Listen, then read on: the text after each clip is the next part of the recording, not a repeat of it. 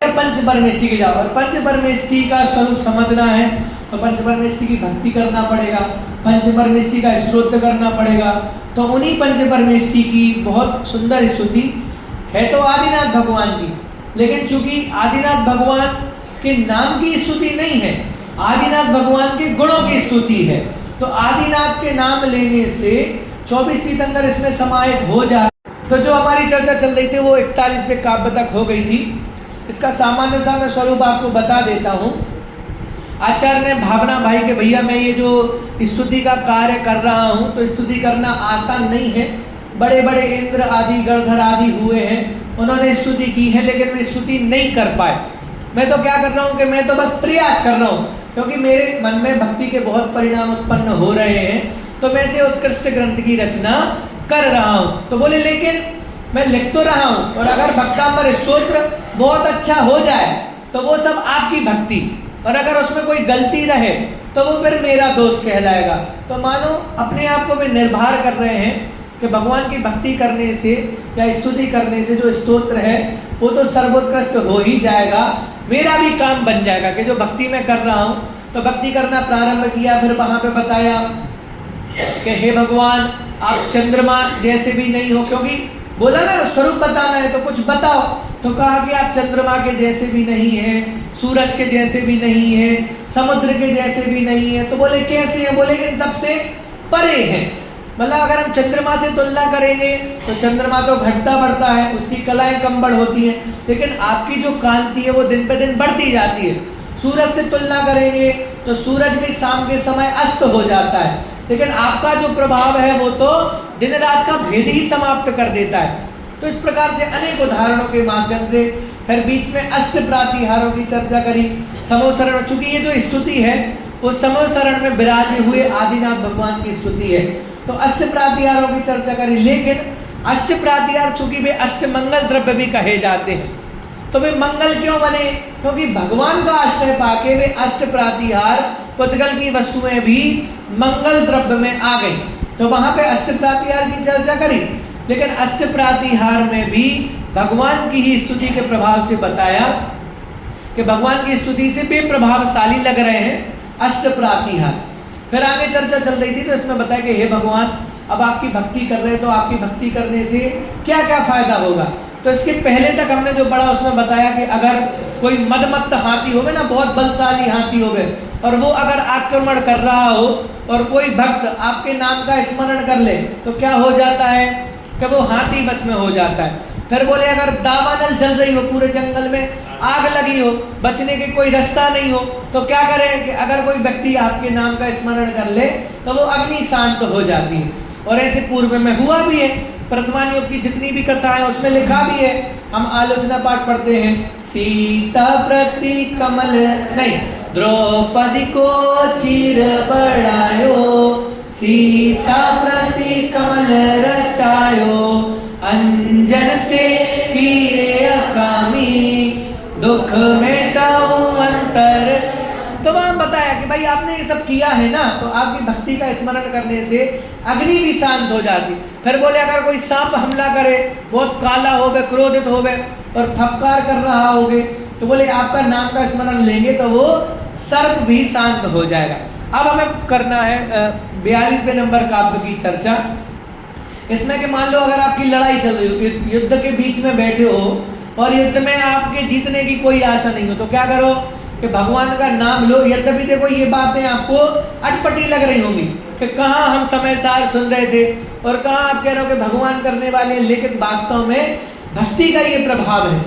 यद्यपि इस अभिलाषा से भगवान की भक्ति नहीं करना कि हम भगवान की भक्ति करेंगे और हमारा कार्य हो जाएगा, लेकिन भगवान की भक्ति का ऐसा प्रभाव है कि वो बिना किए, बिना कामना किए हुए भी अपने आप पुण्य का बंद होगा और पुण्य के उदय से आपका काम हो जाए। जैसे एक उदाहरण है ना कि काजल की कोठरी में कितना भी सियाना जाए लेकिन एक दाग तो लागे ही लागे है।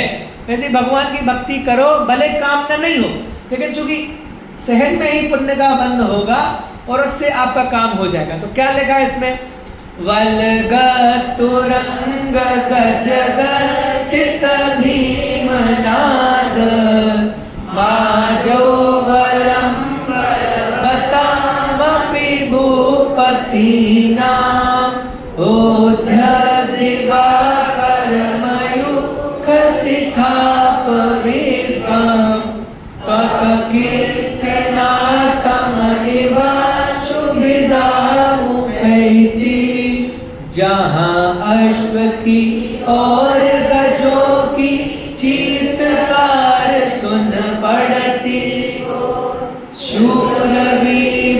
जप की सेनाएं रव करती हो चारों, वहाँ अकेला शक्तिहीन न जप कर सुंदर तेरा नाम, सूर्य से मेरे सब सूर्य का कर देता है काम। अब यहाँ आचार्य देवने में अधिक विस्तार नहीं करूंगा। युद्ध का दृश्य तैयार किया। क्या युद्ध का दृश्य तैयार किया कि अश्व हैं, हाथी हैं और लड़ाई हो रही है, अस्त्र शस्त्र चल रहे हैं और जानवरों के चीखने की चिल्लाने की आवाज आ रही है, और जो शत्रु की सेना है वो क्या कर रही है, आक्रमण करने के लिए तैयार है। वहां जीतने की कोई आशा नहीं है। लेकिन ऐसे संग्राम के युद्ध में भी, रण क्षेत्र में भी अगर कोई व्यक्ति क्या करता है, आपका नाम लेता है तो वो सूरज के समान हो जाता है। जैसे सूर्य प्रतापी होता है और अंधकार को दूर कर देता है, वैसे ही आपके नाम स्मरण करने से वो क्या कर लेता है, शत्रुओं पर विजय प्राप्त कर लेता है। अब आगामी छंद में है कि जो भगवान की शरण में आ जाता है, तो भगवान की शरण में आ जाता है तो उसकी विजय अपने आप हो जाती है। पढ़ते हैं, कुंताग्र भेन गज शोणित बाह, वेगावतार करुणा तुर योध भीमे, योधे जयं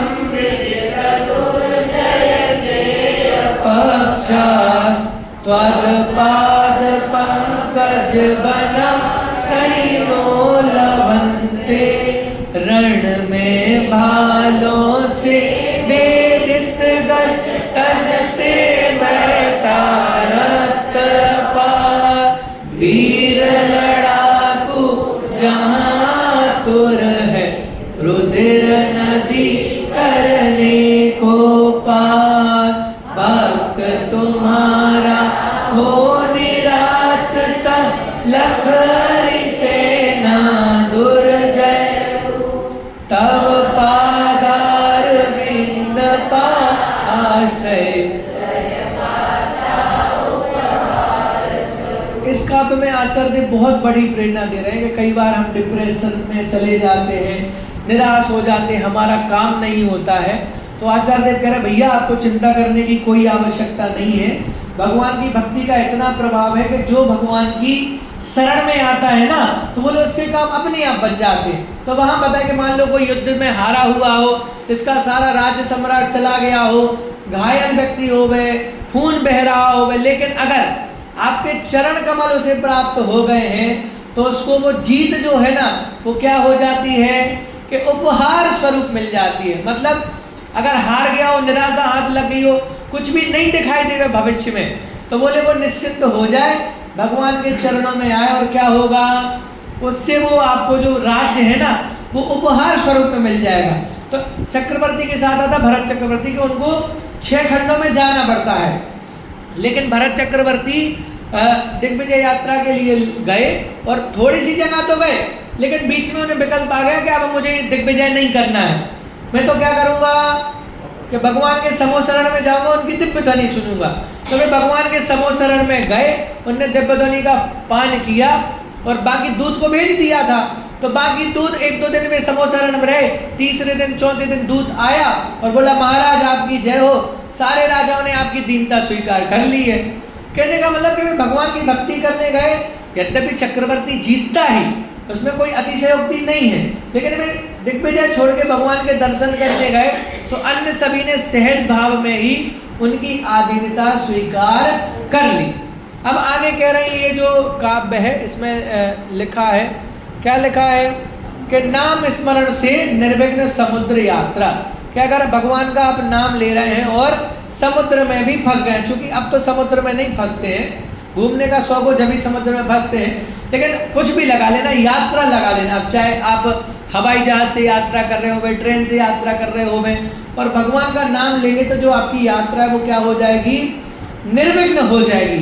पढ़ते हैं, अम्भो निधौ क्षुभित भीषण नक्र चक्र, पाठीन पीठ भय बाढ़ वाग्नौ, रंग तरंग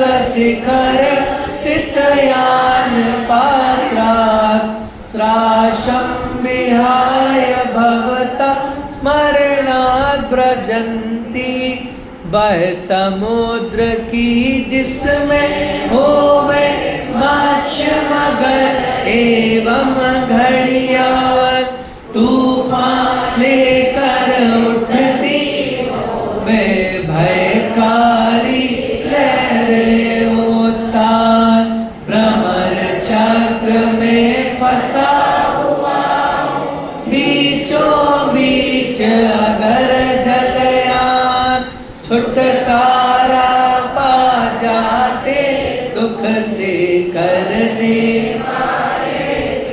मतलब आचार्य देव वो परिस्थिति आपको बता रहे हैं। अब यहाँ समुद्र की बात करी ना, तो समुद्र की चर्चा करी। क्या चर्चा करी कि समुद्र है, भयंकर तूफान चल रहा है, उसकी लहरें उमड़ उमड़ के आ रही हैं और उसके अंदर भी मत्स्य मछली घड़ियाल आदि बहुत सारे खूंखार जीव हैं।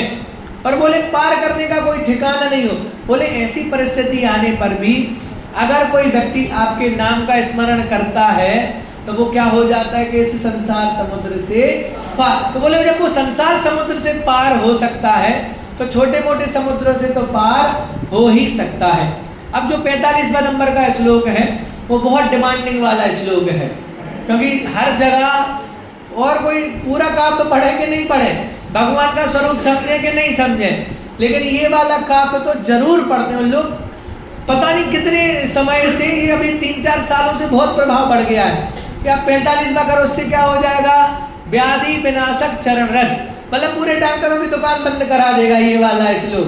बोले भाई इससे नहीं होता है, लेकिन भक्ति के प्रभाव से एकांत तो ठीक हो गए होंगे, लेकिन सब इसी पे आके बस तो यही पढ़ो, कोई भी बीमारी होगी वो दूर हो जाएगी। चलिए हम भी पढ़ते हैं, हम भी अमर हो जाए, इससे बड़ी बात क्या होगी। चलिए उद्भूत भीषण जलो धर भार भूग्ना सोच्या मुपगता शुत जीविताशा त्वत्पाद पंकज रजो मृत दिग्ध देहा मर्त्या भवन्ति मकर ध्वज तुल्य रूपा असहनीय उत्पन्न हुआ विकट जलोधर पीड़ा भर जीने की आशा छोड़ी हो देख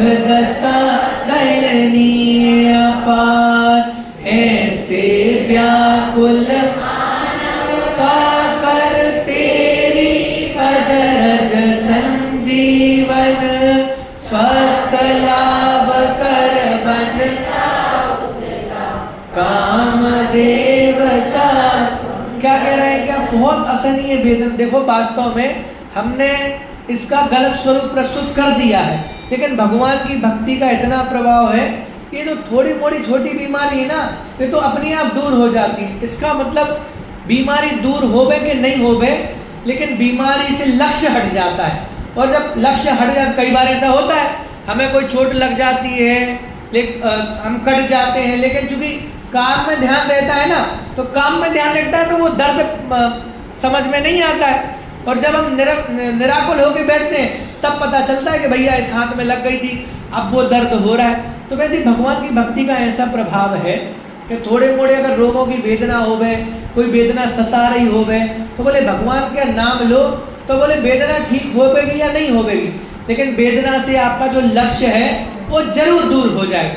तो वही बात यहाँ पे बता रहे कि असहनीय उत्पन्न हुआ हो विकट जलोदर पीड़ा भार, कैसा असहनीय उत्पन्न दोष हो गया हो, जीने की आशा भी छोड़ दी हो, लेकिन ऐसा मनुष्य भी अगर आपका नाम स्मरण कर ले तो व्याधि भी दूर हो जाती है। और कामदेव, अब ये कामदेव क्यों लिखा, क्योंकि हमने देखा था वे श्रीपाल कोड़ी थे, मैना ने गंधोदक लगाया था और वे क्या बन गए थे, कामदेव बन गए थे। तो बोले ऐसे ही तुम भी कामदेव बन सकते हो, लेकिन क्या करना पड़ेगा कि भगवान की भक्ति करना पड़े। अब यहाँ पे कह रहे हैं आचार्य देव की जो कहानी है ना कि बंधन टूटे थे, 48 तालों में बंद थे, और वो कह रहे अब आप जाप करोगे तो क्या हो जाएगा कि सारे ताले भी टूट जाएंगे, बंधन भी खुल जाएगा। पढ़ते हैं आपाद कंठ मुरुष खल वेष्टितांग गाढ़ं बृहत् निगडकोटि निग्रस्त जङ्घा त्वन्नाम मंत्रमनिशं स्मरन्ता सद्य विगत बन्ध भया भवन्ति लोह श्रृंखला से जकड़ी हो नख से सिक तक दे घुटने जंगे से अधीर जो है अति त्रस्त भगवन से तेरे नाम मंत्र की जाप जप कर गत बंधन हो जाते। अब देखो ये तो चीजें जो लिखी हैं वो पूरा आपको समझ में आ गया कि अगर सागलों से बंधे हुए बेड़ियों में हो, शरीर छुल गया हो गए तो आपका नाम स्मरण करके क्या हो जाते हैं कि दूर हो जाते हैं। लेकिन जो बात है वो ये है कि वैसे ही हमें भी संसार का बंधन लगा हुआ है। तो जैसे भगवान की बात सुनते हैं, भगवान की स्तुति सुनते हैं, तो जो हमारे संसार के बंधन हैं वे भी क्या हो जाते हैं, दूर हो जाते हैं। अब जो है आखिरी, क्योंकि इसके पहले तक 8 पद्यों में आचार्य देव ने वही बताया कि इसका डर खत्म हो जाता है, उसका डर खत्म हो जाता है। आखिरी में उसका उपसंहार कर दिया।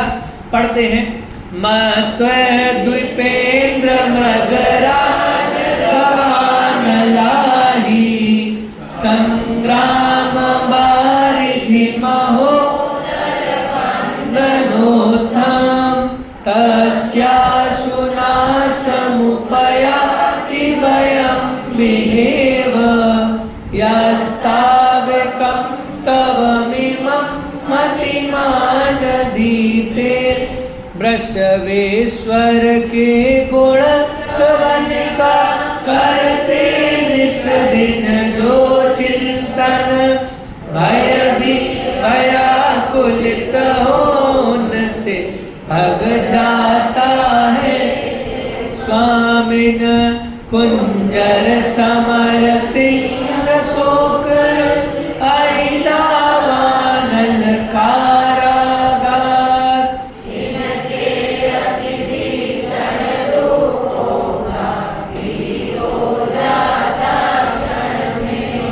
बस सीधी सी बात नहीं है कि भगवान, देखो मैंने आपको बात बताई भी थी पहले कि पहले जब हम बचपन में होते थे मात्र णमोकार मंत्र आता था और जब भी हमें डर लगता था या कुछ अनिष्ट लगता था हम क्या करते थे, णमोकार। क्यों पढ़ते थे णमोकार मंत्र? क्योंकि इतना श्रद्धांत था कि मैं णमोकार मंत्र पढ़ूंगा और जो मेरा डर है वो दूर हो।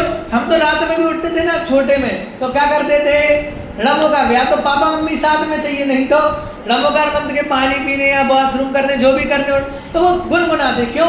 इतना विश्वास था। वैसे यहाँ भी आचार्य देव कह रहे भगवान के नाम की इतनी महिमा है कि सारे जो भय है ना वे दूर हो जाएंगे। तो इसमें नीचे नाम बता दिया कि अगर आपको कोई हाथी परेशान करे, हाथी से बचना हो, समर अर्थात प्रलय काल की पवन से बचना हो, सिंह से बचना हो, कोई पीड़ा हो गई हो शोक उससे बचना हो, रुज अहि अर्थात सांप से बचना हो, दावानल अर्थात जंगल की अग्नि से बचना हो, कारागर इत्यादि दुखों से बचना होवे ना, तो क्या करो कि भगवान की भक्ति करो। भगवान की भक्ति करने से क्या होगा, इनके अति भीषण दुखों का भी हो जाता क्षण में संगा। ये सारे दुख क्या हो जाते हैं, क्षण मात्र में ही दूर हो जाते हैं। अब आखिरी लाइन, आखिरी काव्य है, बहुत अच्छा काव्य है, ये समझने वाला है। क्या लिखा है, पढ़ते हैं इसको। स्तोत्रजं तव जिनेन्द्र गुणे निबद्धा भक्त्या मया रुचिरवर्ण विचित्र पुष्पां दत्ते जनो यतिह कंठगतामजस्रं तं मान तुंगमवसा। हे प्रभु तेरे गुणोद्यान की प्यारी से चुन दिव्य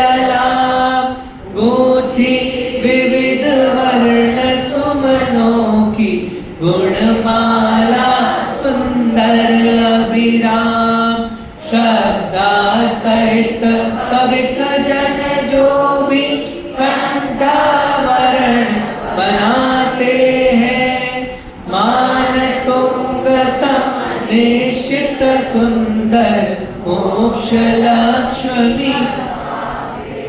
अब आचार्य देव कह रहे हैं कि ये जो मैंने भक्तांबर बनाया है ना, तो बोले ये मेरी कोई बड़प्पन नहीं है, मेरी बड़ाई नहीं है। क्यों बड़ाई नहीं है? कि जैसे हम फूलों की माला बनाते हैं, तो फूलों की माला बनाने के लिए क्या करते हैं? गार्डन में जाते हैं, वहां से सुंदर सुंदर फूलों को चुनते हैं और फिर माला बनाते हैं। तो बोले वैसे ही मैंने भी क्या किया, आपके गुण रूपी बगीचे में गया और उन गुणों को देखा, तो उन गुणों से थोड़े थोड़े से गुणों को चुना और क्या कर दिया। मतलब आप ये समझो कि माला इतनी सुंदर है तो भगवान के गुण कितने सुंदर होंगे। तो ये तो डेमो है कि मैं ये जो भक्तांबर बता रहा हूँ ये वास्तव में भगवान का असली स्वरूप नहीं है, भगवान की असली महिमा नहीं है। ये तो क्या है कि थोड़े से फूल हैं, फूल से मैंने माला बना दी। तब क्या कह रहे? गुणमाला सुंदर अभिराम, श्रद्धा सहित भविक जन जो भी कंठाभरण बनाते।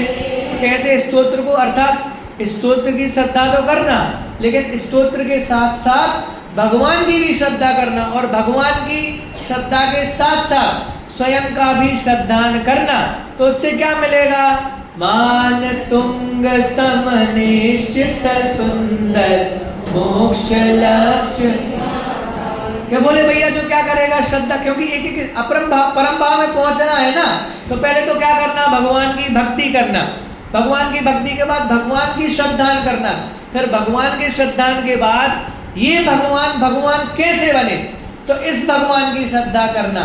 तब जाके क्या होगा कि पहले अपरम भाव में आओ, फिर धीरे धीरे उनका त्याग करके एक परम भाव में आ जाओ। तो देखो समय सारथी भी आ गया और उत्कृष्ट भक्ति भी आ गई।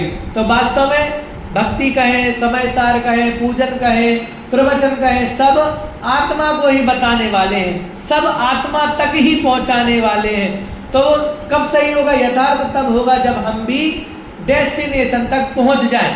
अगर हम सर्च करते रहें, खोजते रहें और चले नहीं, तो नहीं मिलेगा। क्या करना पड़ेगा कि इस डेस्टिनेशन तक, इस स्थिति तक पहुंचना पड़ेगा।